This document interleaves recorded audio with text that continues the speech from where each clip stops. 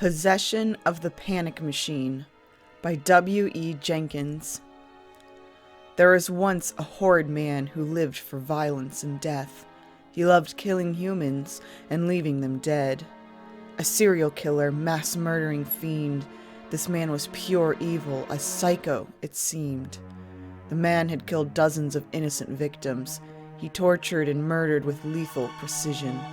A highly skilled marksman and once an assassin, he left the merc life for a much darker passion. He once killed for money. He made himself millions. But then he got bored and became a true villain. He lived to spread terror wherever he went. With feds on his tail, he never left hints. Eventually, his luck took a sudden wrong turn. His body was broken and savagely burned. An explosion had left him waiting for death. A car crash, it seemed, nearly laid him to rest. The government saved him. They had other plans. They wanted to salvage and rebuild this man. They locked him away in a prison hospital. They used cybernetics, enhanced his potential.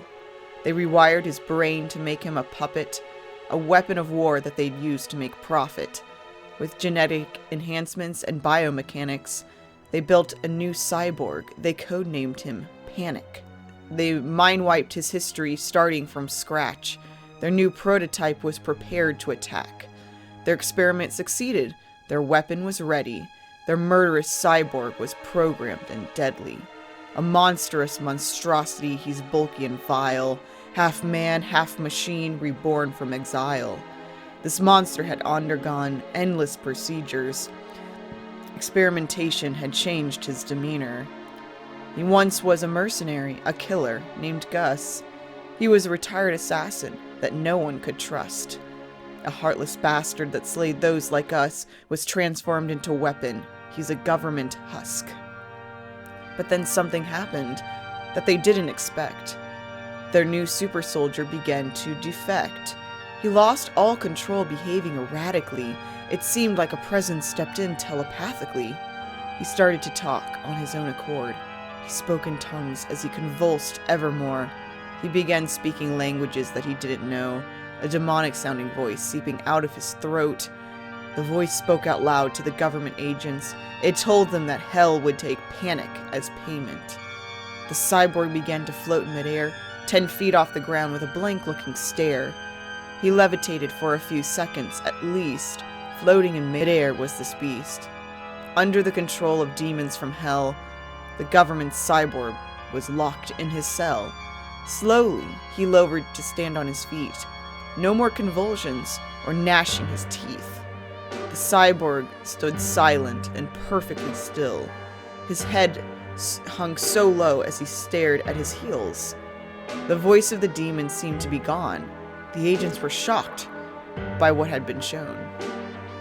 The dark paranormal had made itself known and took full possession of the cyborg they owned. It seemed that hell had attached to his creature, demonic possession its newest of features. He had killed so many people throughout his life that hell had stepped in to take Gus from the light. The people he murdered, the victims he slayed, ensured there'd be hell to forever repay. The darkness had come to claim the man's spirit. The government agents feared to go near it. He stood there in silence, not moving a muscle, nor taking a breath, nor making a rustle. They felt like the cyborg had gone somewhere else, despite the fact that he stood there locked in a cell. The feds had not spoken with demons before. What to do next? They just weren't sure. Suddenly, Panic started to breathe. He took in all of the air that he needs. He started to mumble, somewhat incoherent. Something was different, that much was apparent. Abruptly, the big cyborg lifted his head. His flesh had turned pale like the skin of the dead. His eyes were closed tight and his body was shaking, grunting with ferocity each breath he was taking. Lucky for the feds, he was locked in his cell, the cyborg surrounded by thick metal rails. He started to shake more than ever before. His mouth opened wide and blackened blood poured. He suddenly let out a devilish roar, the sounds of a hellion about to be born. The sound was so deafening it chilled to the bone. The demons from hell came to usurp the throne. At this point, it was clear who had taken control. Panic had lost all the claims to his soul.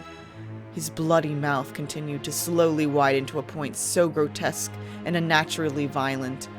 Blood black as oil stained his teeth. Black liquid poured as he continued to breathe. Suddenly, the blackened blood ceased and stopped pouring. The inside of the cyborg's mouth was so gory.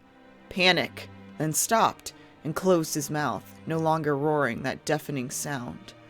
Again, he began to levitate a few inches. His half-metal body went limp and defenseless.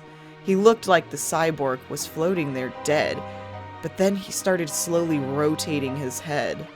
His eyes were still closed, they had yet to open. One agent stepped closer, a quite foolish notion. The agent walked up to the cell bars of steel.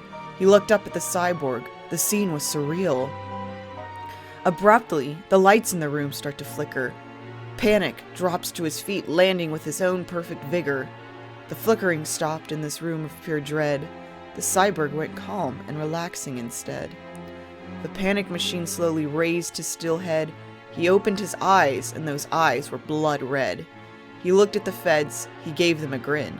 He said to the agents, "Prepare for the end. With this government weapon, possessed and unclean, the world will soon fall to the panic machine."